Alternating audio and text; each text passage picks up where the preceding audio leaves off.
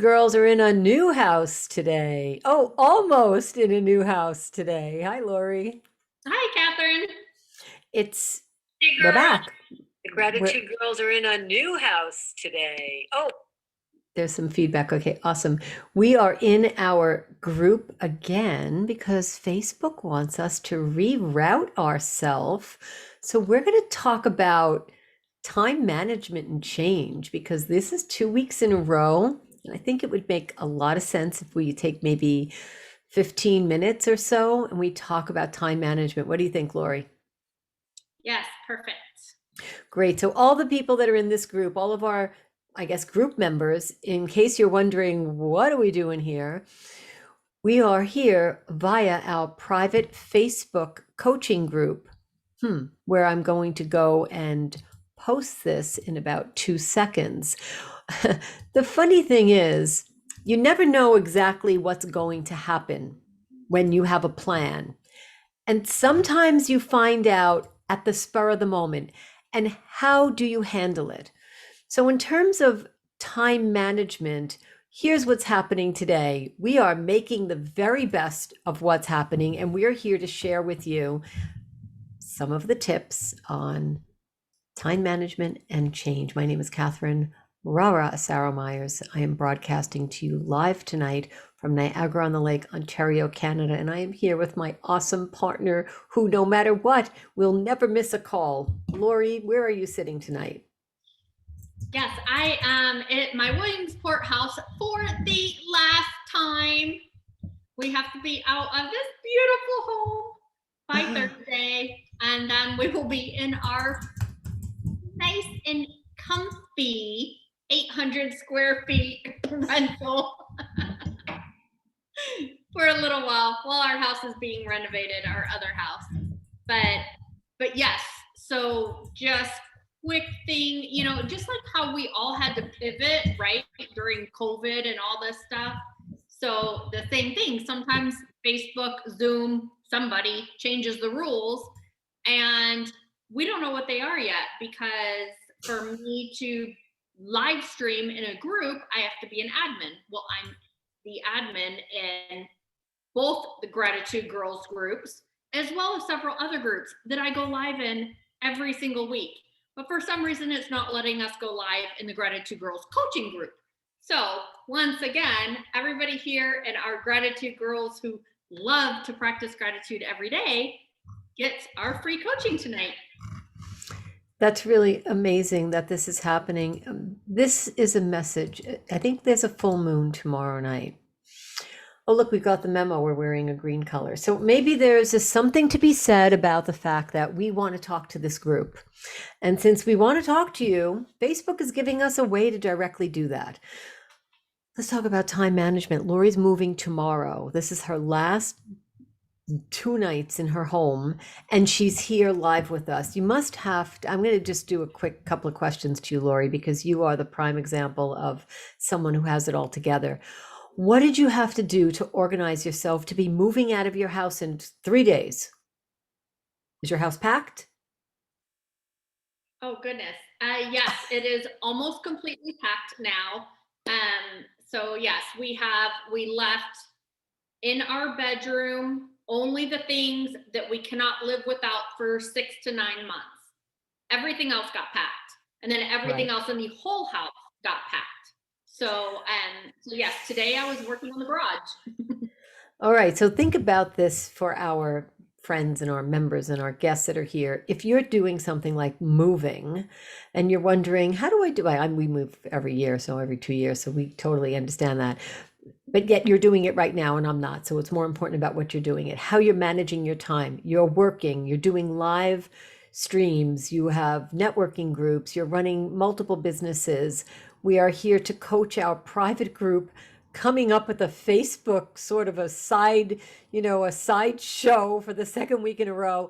And we don't let anything get in the way. And you are cool as a cucumber with the pool behind you, with this gorgeous view. It looks amazing. And next week, you're going to be in another completely different surrounding, and you're going to continue doing exactly what you're doing. Let's high level some time management tips Do you write things down? Do you talk to yourself? Do you have a personal executive assistant? What do you do? I do have a few virtual assistants, but they're not for my day-to-day stuff. And I run my calendar myself.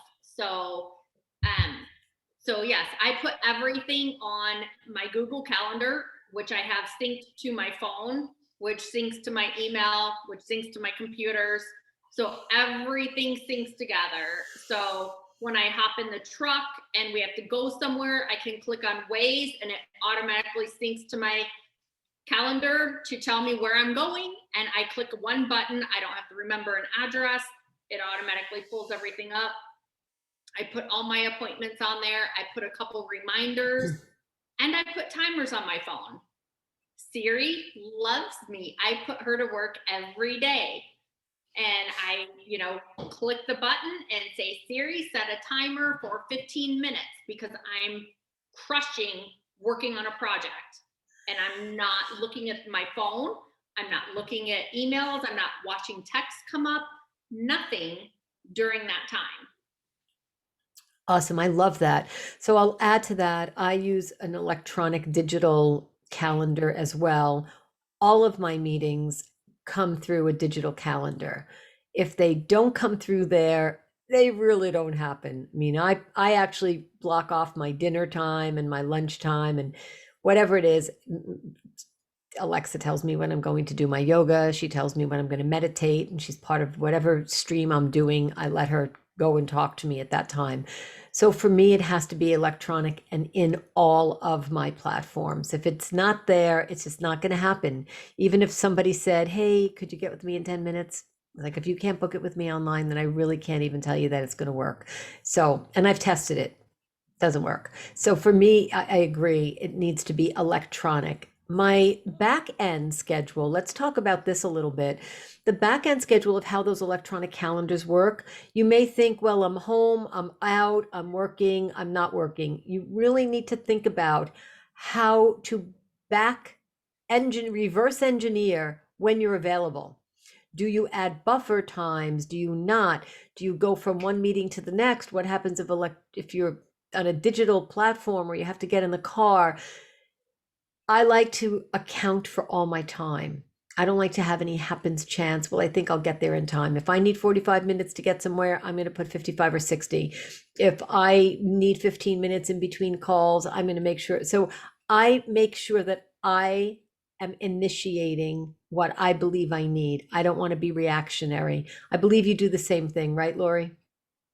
I do, exactly. Yes, I put the buffers in there. Of course, I still personally schedule my own things on my calendar, and that's just the way I choose to do it. And this is a perfect example of different strokes work for different Love it. folks, and you have to work with what works for you because Right. one thing might work perfect for me, but might not work perfect for Catherine, and vice versa. So, like for me, I don't have a calendar with a lot of openings.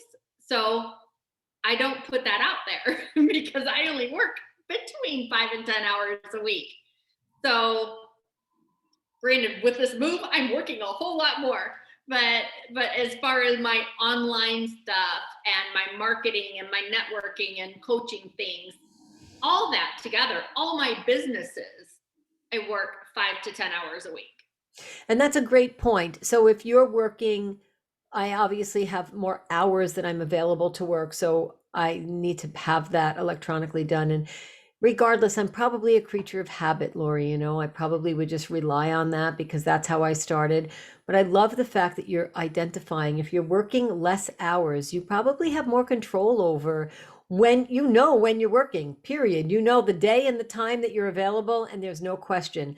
I do sometimes sit on a call and I see, oops, somebody just booked that time with me. But I know that it's available. So I think that little bit of element of surprise. You have to have sort of you know, how I like to just spring things on us. So I sort of like that. Oh, look at that. I'm going to see Lori in 15 minutes. I'm so excited. So I do like that part. So in terms of booking and managing our time, we use calendars and schedules and we sync them. So whether somebody books it or you book it yourself, you're not using just I mean, I have 5 books in front of me and I write in books all day long. Everything has a book. Our Gratitude Girls journal has a book. Everything has a book. And I do electronic things, but I need to get that off my head and into my book. In terms of something not going right, let's talk about this. What if the thing that you did and the thing that I did and the thing that's in there just doesn't work out right? Internet fails, the car doesn't work, something. What do you do when you've managed your time like a pro and it's just not going to happen? Yeah, you have to find things to, like they say, to pivot, right? You have to figure something out of what you're going to change. You know, one example is, you know, I have now 7 kids, and between me and Kevin, but we have 3 here in Middle Tennessee. Well, one of my sons a couple years ago broke down on the middle of the highway, and it was on a Friday, which Fridays previously were my busiest days of the week. Like, I literally back to back had meetings from about 11 in the morning, but I had to be in the car by like 9 because all my meetings were far away because I choose to live out in the sticks. And then till like 7 or 8 at night. And in the middle of that, he called me at like 4:30, something like that, on his way home from work. His transmission went out on the car. We didn't know it was a transmission yet. All I knew is he was sitting on the side of the road somewhere.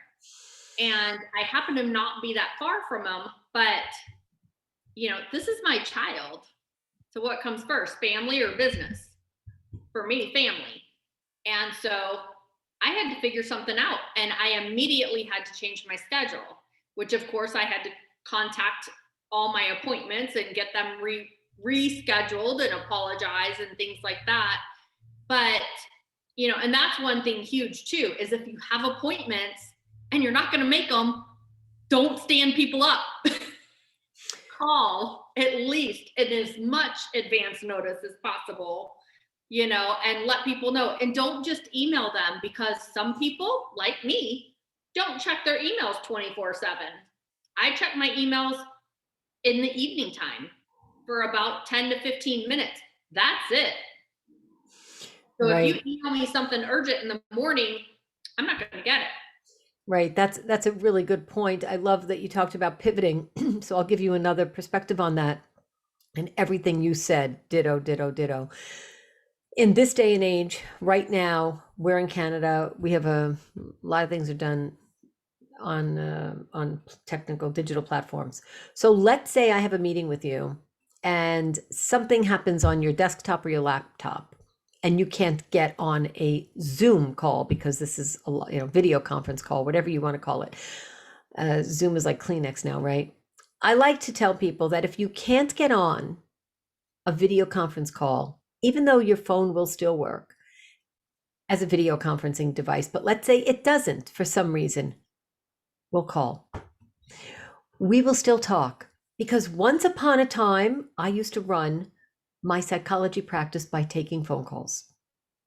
So it's not like, oh, I can't call, I can't see you because all I have is my phone and my phone is useless.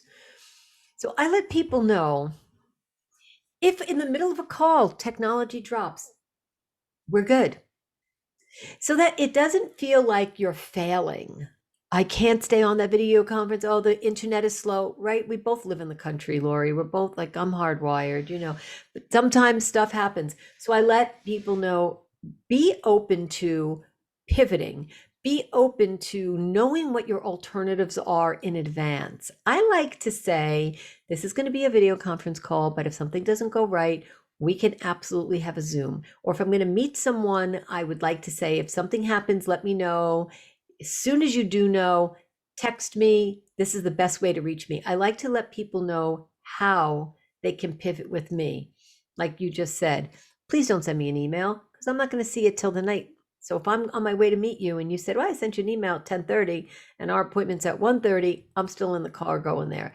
So I think it's important to let people know the language. I speak English. I speak text. And saying that, meaning that's the way you're going to reach me. Please don't leave me a voicemail. I don't listen to them. Maybe once a week. Maybe. I just don't want to listen to my voicemail. It's a choice. And sometimes it's kind of cute because I'll hear somebody saying, oh, yeah, you're not going to hear this, so I'll text you. So let people know what you're like in your communication, like in the skills that you have and your choices. It doesn't mean I can't. That doesn't mean I'm not capable of listening to that voicemail. It means I choose to work on that instant gratification, send me a text. Now, that doesn't mean I'm going to respond instantly, but it means that I will see that before my email and before listening to my voicemail. So if you send me a text, that's the quickest, most efficient way for me to communicate with you. The next most efficient way is book a paid appointment time with me. You will get my attention immediately. And the second best way is reschedule it and you'll get my attention and then text me because I work on my schedule. So hopefully you got a kick out of that. I think let people know what your communication skill is. And Laura, you and I know how to reach each other. When you're in sync with someone, you know the timing, you know how they think, you're totally right on. Okay, so if something goes wrong, we know that we need to communicate to the best of our ability. Now, what happens? Have you ever been a no-show? Let's talk about this for 2 minutes. Have you ever had to be a no-show, like you forgot, you overslept, something happened, you got confused, it was the wrong day, just something out of your control? Has that ever happened? And then how did you handle it? So for me, actually, no, I have not. The only time that I ever came close, and I still worked it out, but back in 2014, I had a major gallbladder attack. And like most people, they have all these warnings ahead of time and they're in and out of the hospital within a couple hours. But for me, I have to do everything on a grand scale. So I had the attack. I was in the hospital for almost a month. And so, but luckily back then, my mom was with me still. And so she didn't leave my side. And honestly, I was in so much pain. I was like, here, mom. But I did tell her how to go into my calendar and check for people's names and then look for them in my cell phone to text them to let them know I obviously was not going to make whatever appointment. And she literally, I mean, I didn't know that I was going to be in there for a month either. So every couple days, she had to update people and check my calendar and do this. And my non-tech savvy mom got really good at this by the end of the month. Wow. Yeah, I remember. I remember that. In terms of not showing up, I too, I show up. I don't know, my life just allows me to do that. It allows me to, with every move that we make. I've been in the car, I haven't missed a meeting. I just, it works out. I think the universe allows me to do that because I probably would not tolerate it very well within myself if that happened. So yeah, if you do meet people that are no-shows, I invite you to speak to them about that. What is going on? Why is it that you're missing meetings? Maybe, just maybe, their technology isn't synced. It could be something that simple that they just aren't getting the messages. So it's important to understand what's happening. So we talked about being busy. We talked about how we set calendar reminders, whether we do it electronically or we do it manually, but we use digital reminders. We've talked about writing in books. We talked about what happens if you can't show up? What happens if someone doesn't show up with you? Let's touch on one more. Oh, go ahead. I just want to say one more thing really quickly is to help avoid other people to not no show on you is text them that morning. I'll see you today at 11:30. If there's any reason you're not going to be able to be there, please reply back to this text message. Right. I love So that.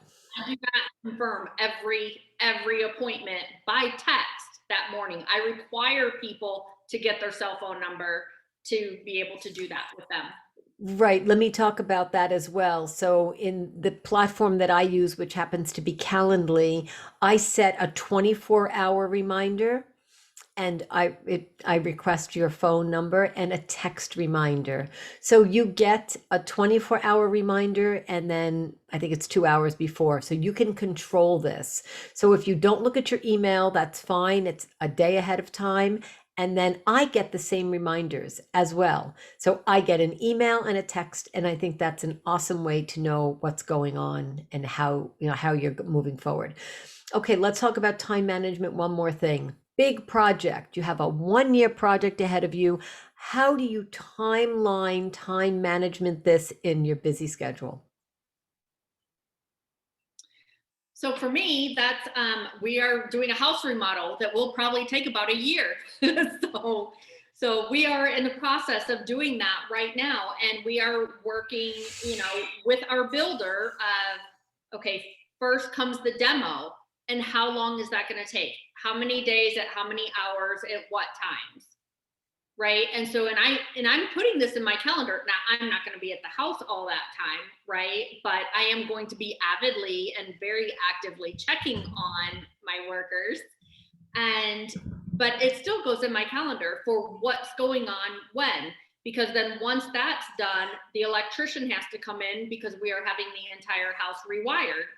So so that has to be set up with the permits pulled and the inspector coming out and that getting done. And then it goes right into the plumbing. And so one has to go right after the other.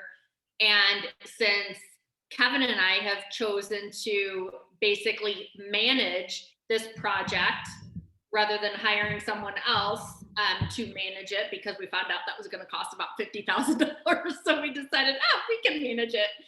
So, and luckily I have my dad who was a custom home builder before, so he can also help us with different things that we need. But we have a great builder that we're working with. So with that though, it all goes on my calendar and it gets scheduled out. And and things that come up in the future, like I have a speaking engagement June 11th. So that goes on my calendar and I have to plan for that. It's a new speaking engagement, so I have to create what I'm going to talk about. So I have to put in my end goal of speaking and then backtrack of working on that, especially with everything that I have going on, of creating my new PowerPoint that I'm going to talk about and putting that all together. Great. I love that. So I'll talk about a project a year in advance. What I do is I do a timeline on it.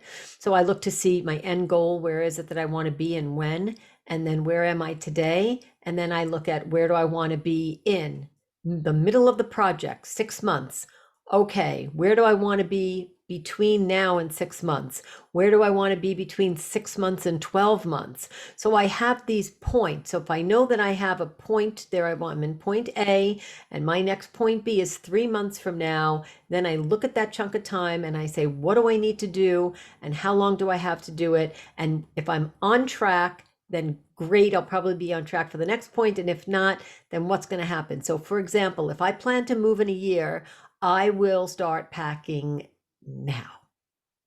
Now, what do I mean by that? I'm not going to pack my shoes and my purses, but I'm going to go into the basement and I'm going to look at all the things that I don't need and I'm going to start packing. If I'm doing a project on it for my career, for Gratitude Girls, I'm going to look at we'll look at what that client needs and we'll say, what do we start packing, putting away, and what do we need to put on the table? So we look at what's necessary and what isn't necessary.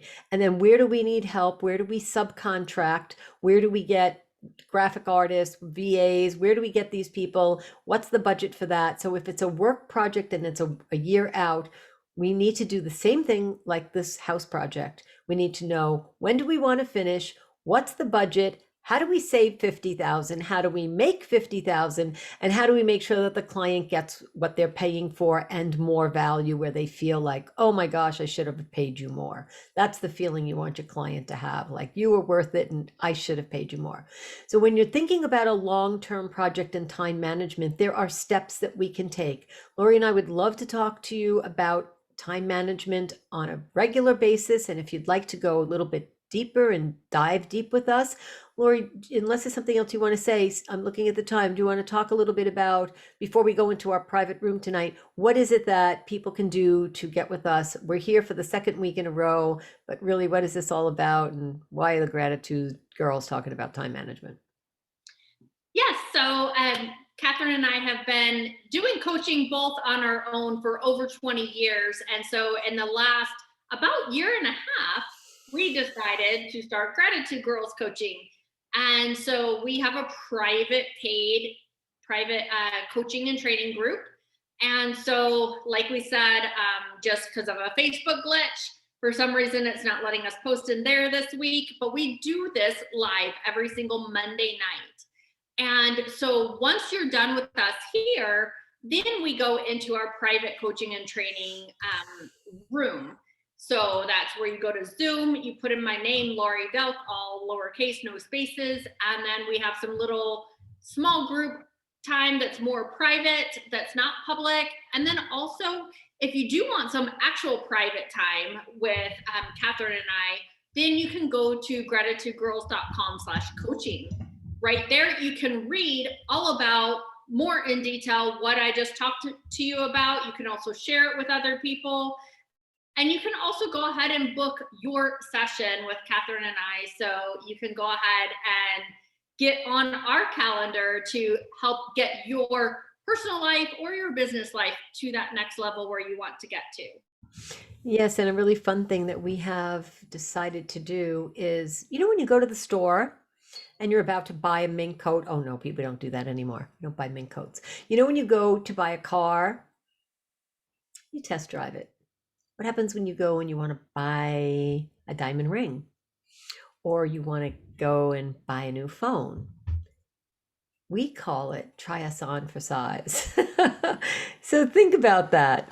We have a service where you can try it on for size and see if we're a good fit for you and if you're a good fit for us. So if you want to know a little bit more about that, Lori has all the details. Go to gratitudegirls.com and hang out with us. Ask us some questions. Maybe we'll be here next week. I'm not really too sure about that. We'll see. It's up to Facebook. Maybe Facebook wants us to come here for a few weeks and say hi. So if you have any questions, please post them below this video and let us know what your question is. And if you want to get with us personally, send us a message through our you can send us a private message through Facebook /gratitudegirls.com, and Lori and I will both get it. So awesome. For tonight, Lori, I want to say thank you. I'll miss that house, but I can't wait to see the next new one. Yes, thank you. And thank you everybody for tuning in. We'll see you next week. Have a good night.